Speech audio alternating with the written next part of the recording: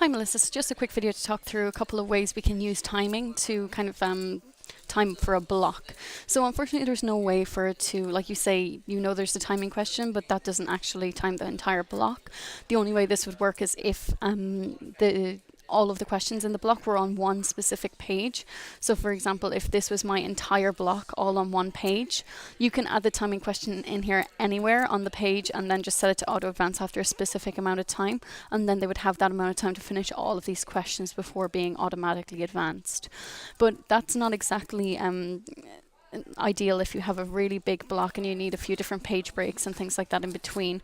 So the timing question may not be useful in this case. The only other option we have for timing is an embedded data field, which I can talk through kind of how to use, but there's two different situations and I'm not 100% sure which one you need. So one would be that your participants have a specific amount of time to complete the survey or this block, and if they don't complete it in that time frame, you want to screen them out, or if they take longer than the recommended time, you want to screen them out or kick them out of the survey. Your second option would be that to actually time them, and after the specific amount of questions, you just skip them on to the next block. So I can talk through how to set both of those up, but it is a little bit more advanced. So we're just going to go into survey flow. And we're going to click add new element here, and we're going to add an embedded data.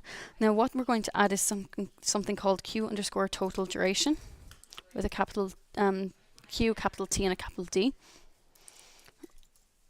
And we're going to move this up to the very top of the survey. So what this is it calculates exactly how many seconds it's taken the participant to take the entire survey. So it's the total duration that they've been in your survey.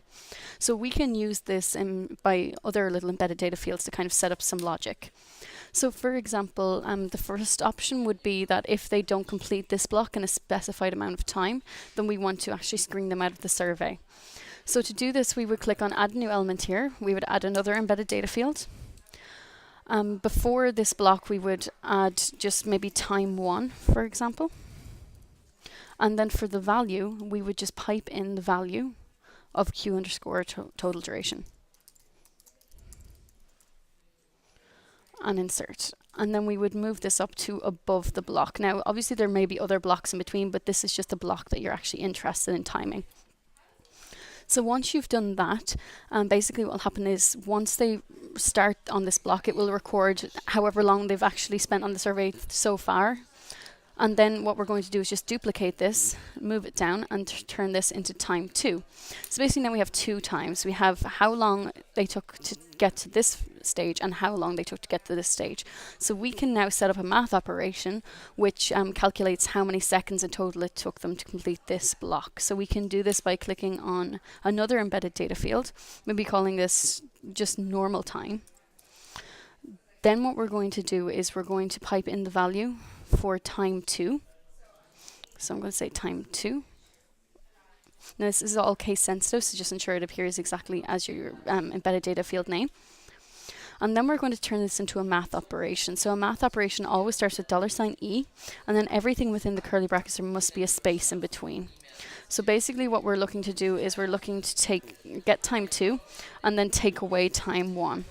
So I'm just going to paste that back in there and change the time 2 to time 1. So basically we're taking this time away from this time to find the total amount of time they took to complete this survey.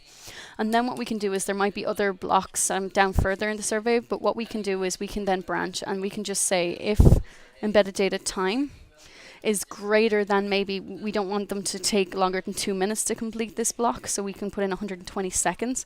So if they've taken longer than 120 seconds, then we can direct them to end the survey element or kick them out of the survey. If that's not exactly what you're looking for and you're looking to advance people to the end of the block, if they've taken longer, so that's not going to be 100% possible.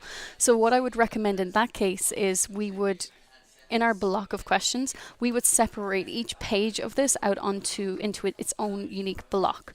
So maybe I want to just put this one into a block on its own. So add block, and maybe I just want to move this final question down in here. And then I'll create another block again. So basically split each page out into its own block. And then what we can do in the survey flow is something very similar. So we can say time 1 and then time 2, and then move this up. So this is captured how long it's taken for maybe just call this block 1. And then we can add a branch that just says if embedded data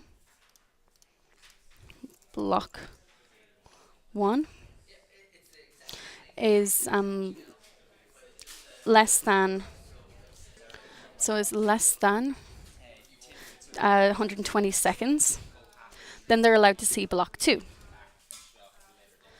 Then what we're going to do is add another time in here, so another embedded data called basically just time 3, and then the value is just q underscore total duration again.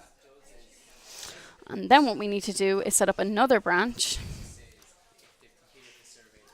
So branch, and we move this down here, completely separate, and move in. Actually, I need to also move this out, because if people do not actually hit block 2, then we need to know how long it's taken them to get here. And then we just grab this one again, and we put it in here as a value. But this time we are taking time 3 away from time 1 to get the total amount of time so far. So maybe then this is called block 2.